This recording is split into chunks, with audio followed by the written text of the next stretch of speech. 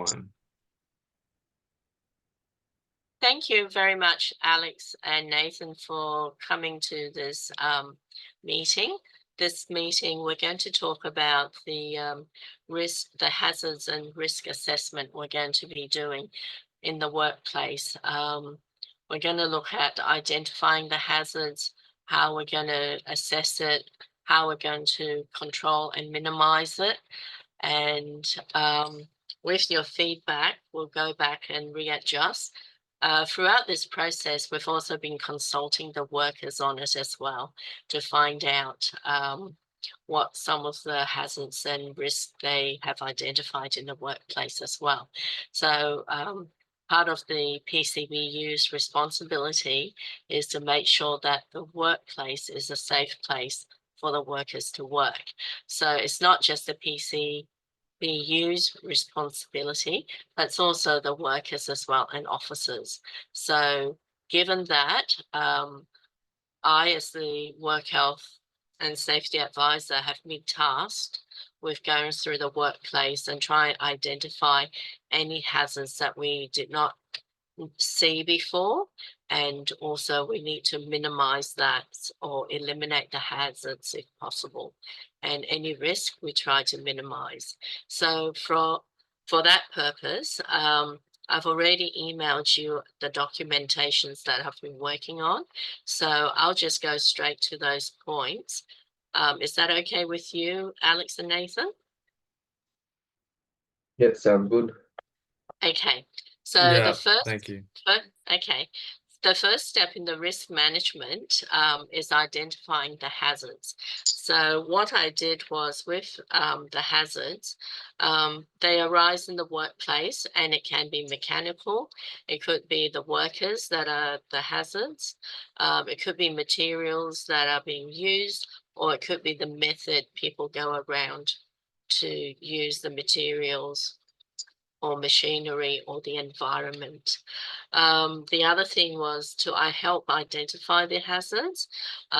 We did inspections, like using inspection of the workplace, using an inspection checklist. So you can systematically, as well as comprehensively, cover any hazards. I also one of the other possibilities is also visit and consult with the workers in the workplace to see if they have any issues or encountered any hazards as well, and record them. Also, checking the incident register we have at work, the training records, like what do we train our guys in, first aid register, what have we treated workers for, and any online incident reporting apps as well.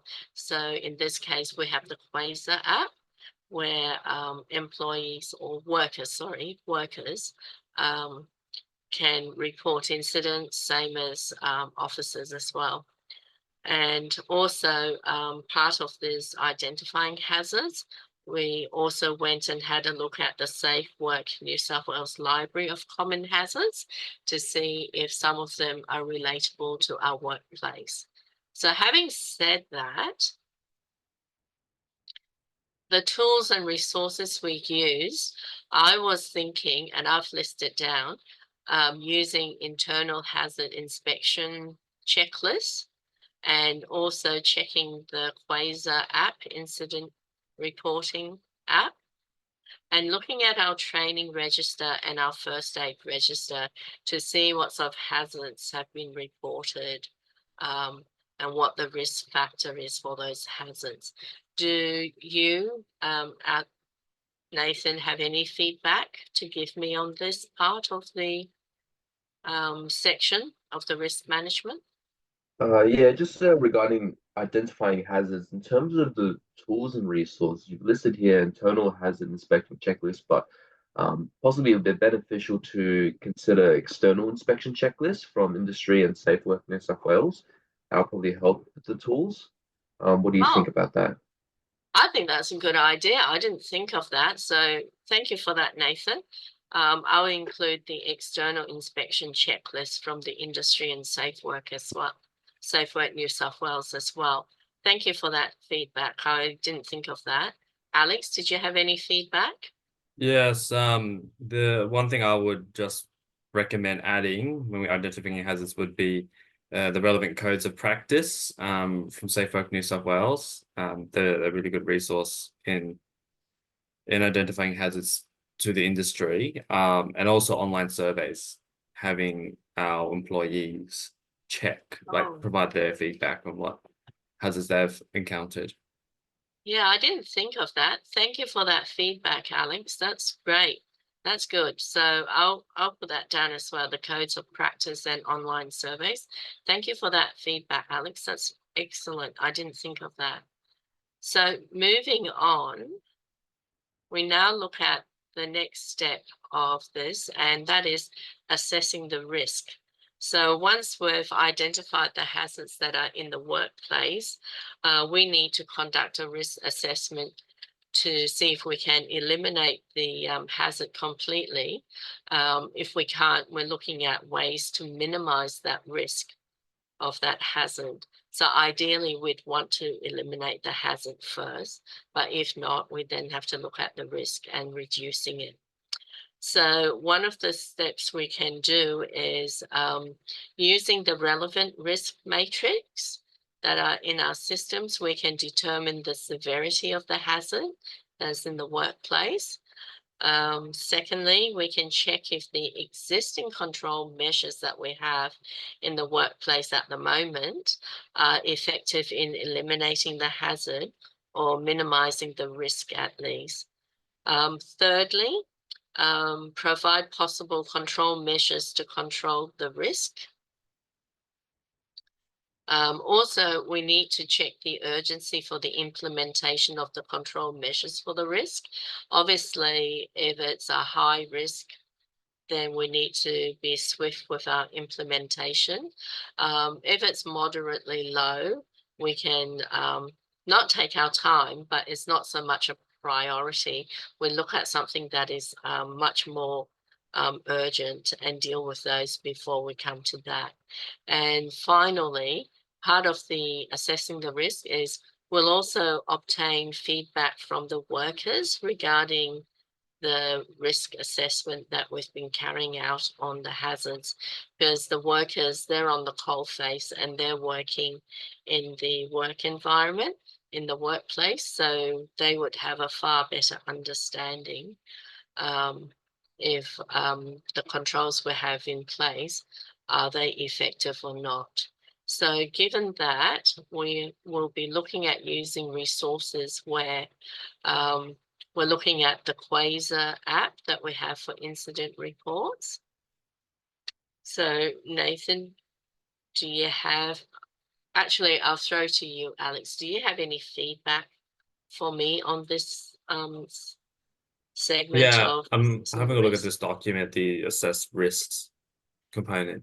For the duty holders responsible, make sure we include the officers and the PCBU, because Okay. they've got the primary duty of care when it comes to Oh, this sort of okay. task, not just the Thank, workers. okay. Thank you, Alex, for that. I forgot to put that side in there.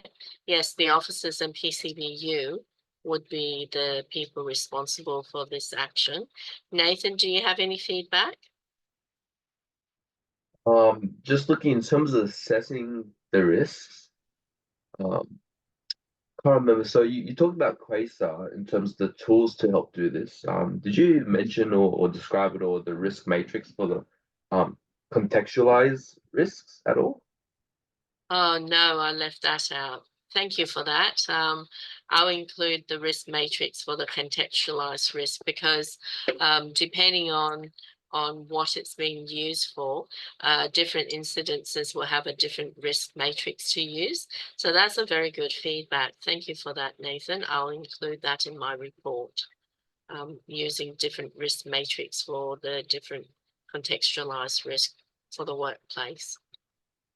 So thank you, Alex and Nathan, for that feedback. Now we're going to the third stage, which is control risk. So now that we've assessed it, we're coming up with some controls to implement to manage the risk.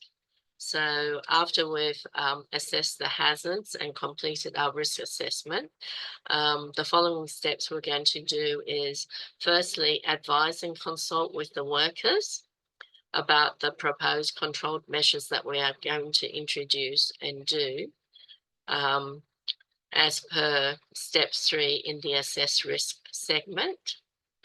We'll also, based on the feedback we receive back, we will modify the control measures, because often the workers are in the coalface, so they'll know whether the controls we put in are practical or not. So based on their feedback, we'll look at modifying the control measures. And the third step, we're going to do the application of the hierarchy of control to the proposed risk control measures.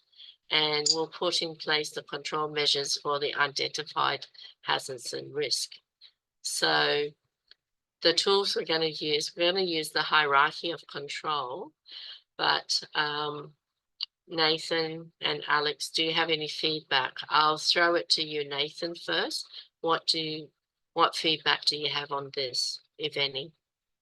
Yeah, well, since you're in terms of controlling risk, I mean, a big part of this is also receiving feedback, you know. So in terms of your tools, you've got the hierarchy of control, but I think it'd be beneficial if you consider things like surveys, you know, because that's a powerful tool in terms of receiving that feedback and acting on it. So you probably want to put that in your tools and resources section. Oh, that is an excellent idea. I didn't think of that. Thank you for that feedback, Nathan. I'll include surveys as well. Alex, what about you?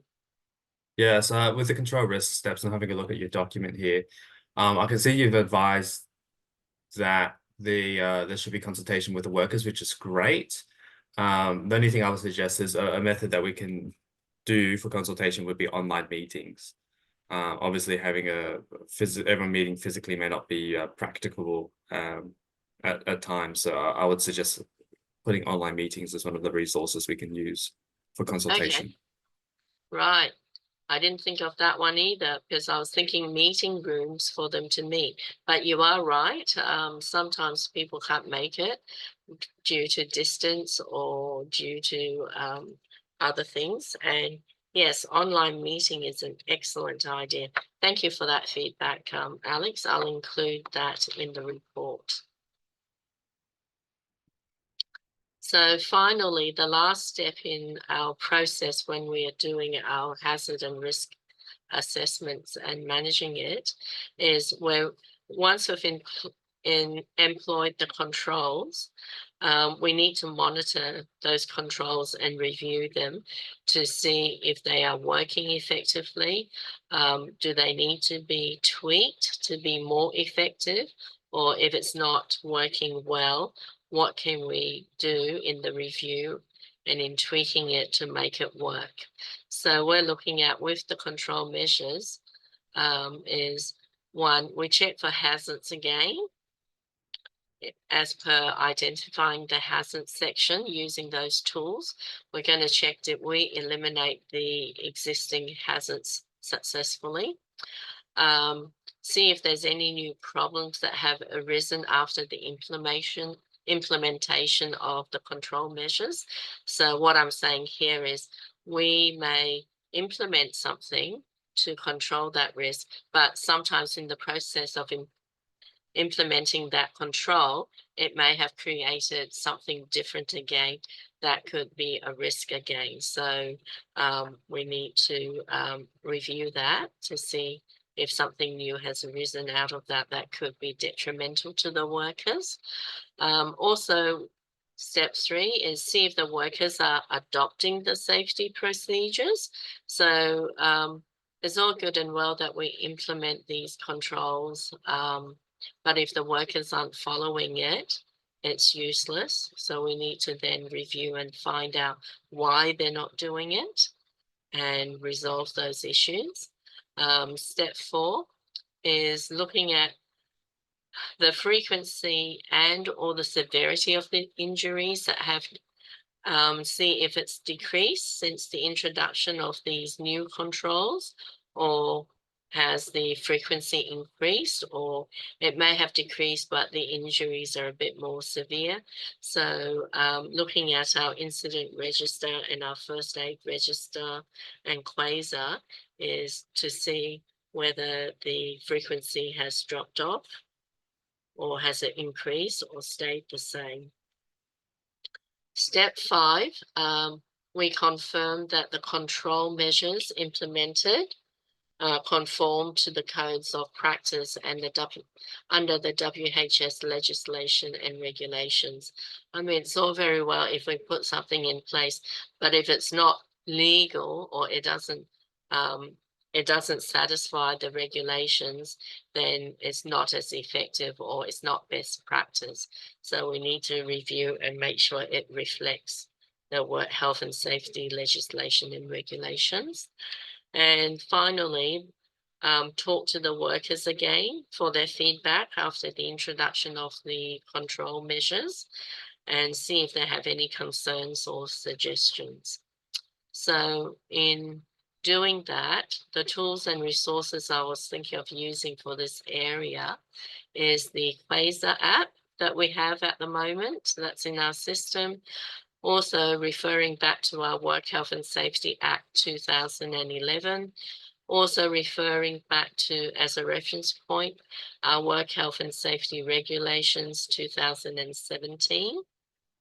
And also other things I would look back in again, check back in, is the incident register to see if there's anything new happening since the introduction of the control.